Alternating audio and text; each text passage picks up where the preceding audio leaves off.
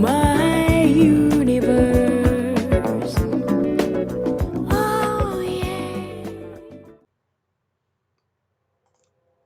What's up, guys? I want to talk a bit about some of the questions that the community has been sort of be starting to panic about. And I just want to give my 2 cents. I don't really have any information. This is speculation on my part and just giving you my 2 cents on some of this stuff. So, there are a couple of questions that have been uh, popping up a lot, in on Twitter or Reddit or YouTube, just people in general. Everybody that's been talking about the game has been asking about the custom setups, the private lobbies, and now we're starting to get people who are concerned about wheel compatibility. So I'm going to talk a bit about these things, but I want to address one of these things right away. So what we're looking at here is a typical setup, template, right? That you see in in all the Heat games. I don't remember the Eutechnics, but they were similar, right? There was some things that were different. I I looked at some old footage of the NASCAR Thunder series. It was nowhere near this complicated. It was a lot simpler. Like where here you have, left front, left rear, right rear, springs and all that stuff. Uh, yeah, there's a lot going on here. Yeah, see the front left and right spring, the rear. So it's every corner of the car has some kind of adjustment. Then you got your sway bar, your camber, you got your track bar, your bias, your grill tape, wheel lock. You got your gear settings. Now I'm pretty sure my face is blocking all this here, but this is where you can, adjust your transmission gears and your rear end gear ratio, all that stuff. Ride height.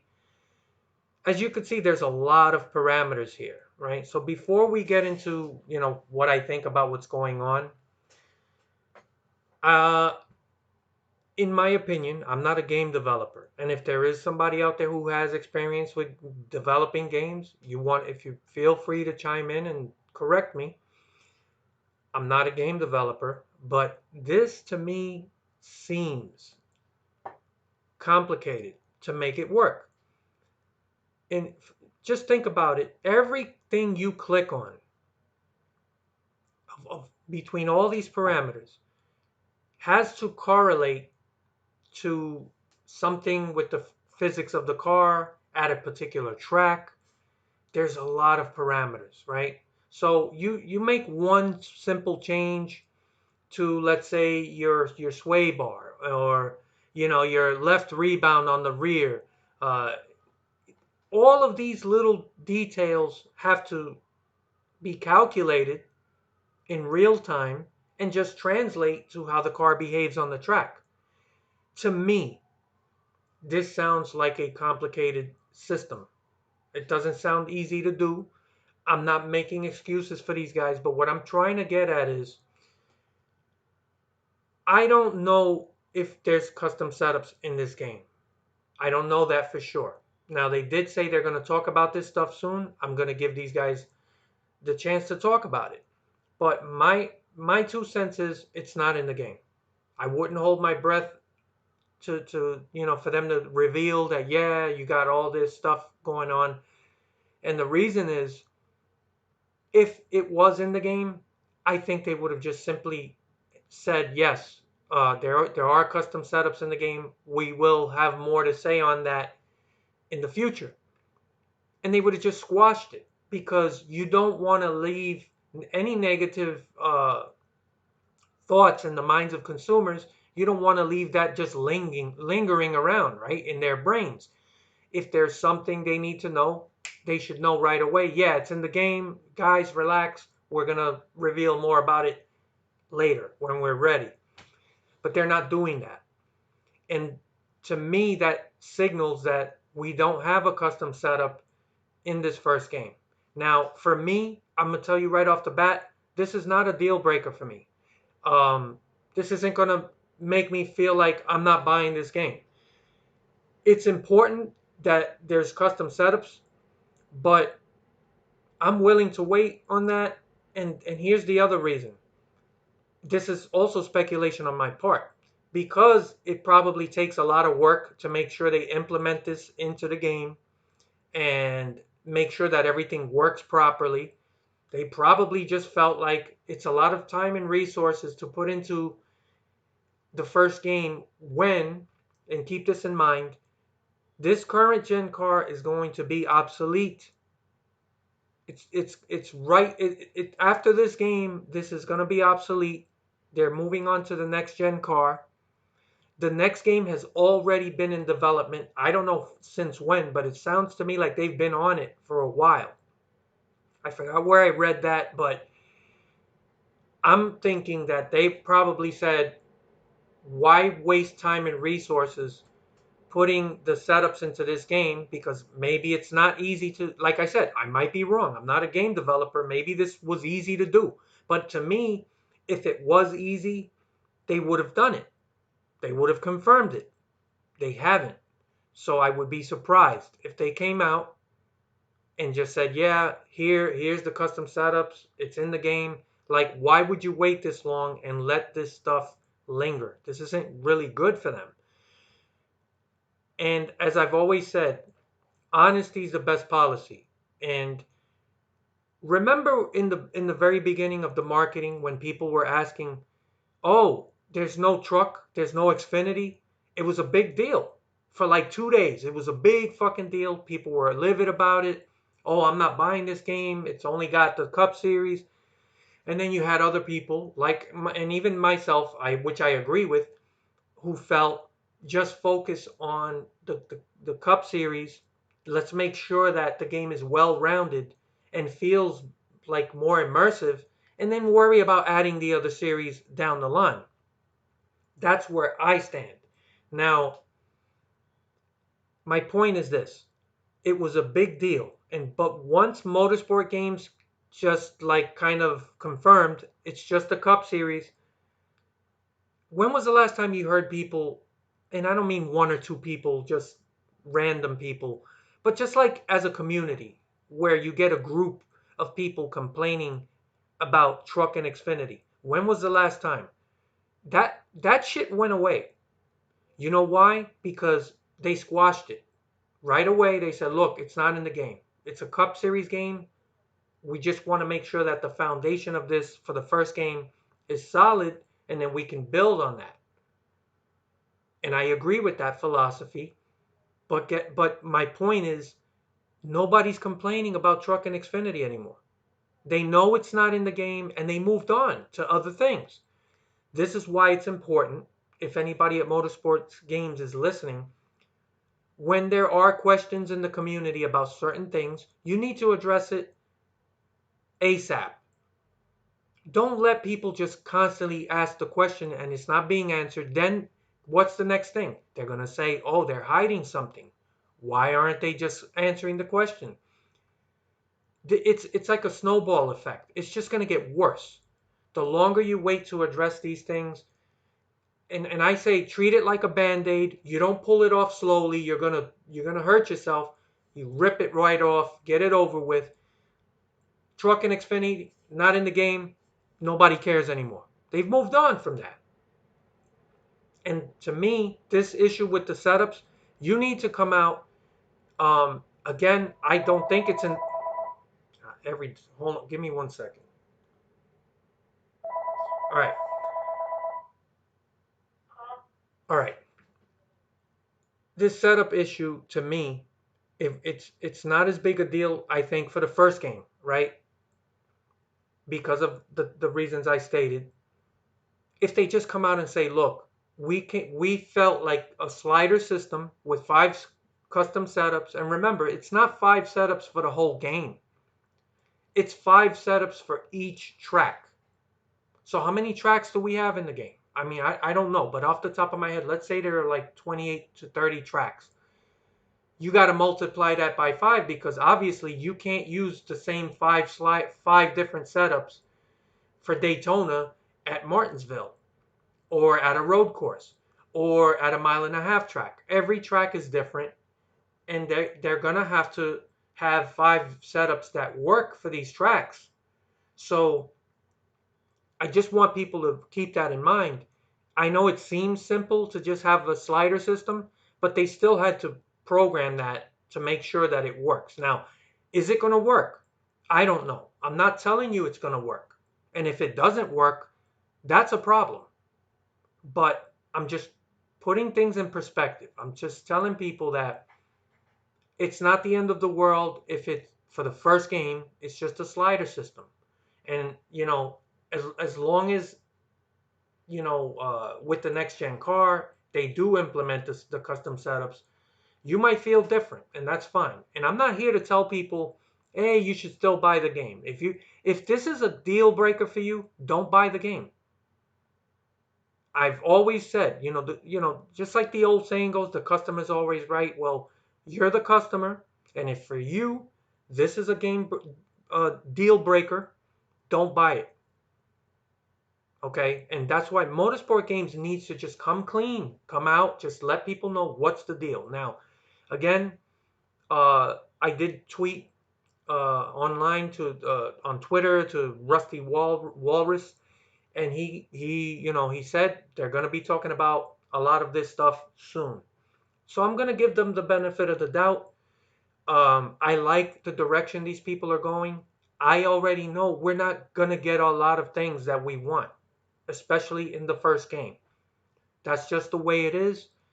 Um, as long as they're pushing in the direction that I feel they should be going, I'm going to support it. But for me, this is not a deal breaker, but they do need to come clean. And I think once they just tell people, explain to them, about the slider system and how they implemented it and not to worry about it. Now, I spoke to a friend of mine and he told me that he's concerned that having just the slider system and having it work with multiple like difficulties for the AI, how is that going to work? It might, it's hard to understand how to make that work. I get it. So that is a legitimate question, right? But these are things that motorsport games can answer. They need to let people know in detail. Like they're not going to tell us every detail in the game. I get that, but things like this is an ongoing question in the community, and like I said, it's a snowball effect. It's just going to get louder and louder, and then people are going to be like, what are they hiding? And it's led to things like now some people are asking about wheel compatibility, like, oh, is the game going to support wheels, and is it just going to be for hand control? I'm going to tell you guys right off the bat, I'm like I said, I don't have any information, but there's no way they're going to release this game and it's only for hand controllers. So guys, just relax, take step back, give these guys a chance. They're going to answer these questions. At least they said they were. Let's give them that chance.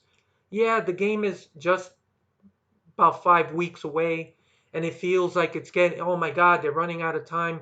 Guys, calm down. It wasn't that long ago. Remember when everybody was like, where's the game trailer? When is this game coming out? We don't even have a release date. I even made a video about it because I felt like, okay, there's so many people in the community that are concerned about that. I'll do a video on it. And then like the very next day I don't remember, it was like a day after or not long after, all of a sudden, game trailer. We knew the date of the release of the game. And then everybody calmed down and they were excited again.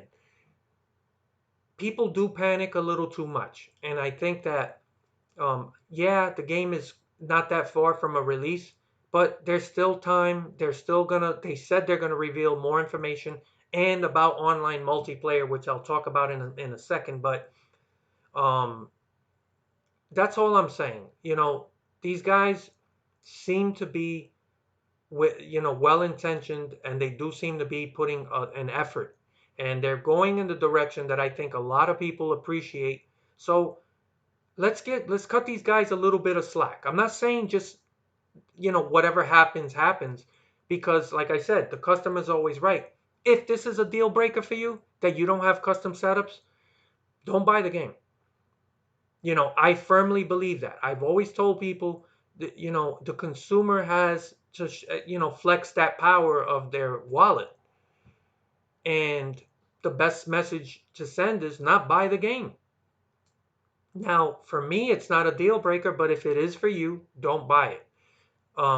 Now, what I do consider kind of a deal breaker, if you are somebody who's into just the online stuff, if there isn't private lobbies, if there's not a way to run your own leagues or to run, you know, private servers with people that you want to race, that's a problem. And to me, while I gave you reasons why we may not have a custom setup template for the first game, there is no reason to not have private lobbies. There is no excuse for it. And it, to me, again, I'm not a game developer. Why couldn't you make such a what seems simple to me option available? And again, they haven't talked about it. Maybe they'll come out and they'll explain it, and maybe there is a private lobby, or maybe there is a way to run your own league and stuff like that. I want to give these guys the chance to at least explain it in detail before panicking. But if there are no private lobbies, and you are somebody who cares more about online, that I consider a big time possible deal breaker. So, and once again, I tell you, the customer's always right. And if that's what you feel that that's a deal breaker for you, don't buy the game. So, for me, I have yet to see something that has turned me off to the point where or see something that's a deal breaker that I'm ready to say, you know what, screw this, I'm not getting the game. Now, I mentioned the wheel compatibility stuff. Let's just say, and this is insane, let's say that they really do release this game and it's just for hand controllers. That's a deal breaker for me. I'm but that to me is insane. I'm not even entertaining the possibility of that.